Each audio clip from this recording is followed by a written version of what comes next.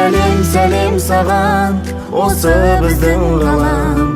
Сені атанаң шексіз армандаған. Қош келдің өмірге, кішкентай адам.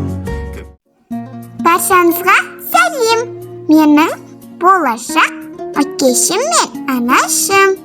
Мен сіздердің үлкен махаббаттарыңыздан жаралған кішкентай бақытпын. Бірақ кішкентай болсам да үлкен қуаныш сыйлайтыныма сенімдімін. Қазір анамның құрсағында жатып, әр дауысты көңіл күйді сие аламын. Осы уақыт ішінде мен анашымның өте мейірімді және жүрегі нәзік екенін білдім. Ал әкешімнің біздің бақытымыз үшін бәрін істейтініне көзім жетті. Айтпақшы, менің ұл немесе қыз екенімді білгіңіз келе ме? Онда қазір құпияны ашамын.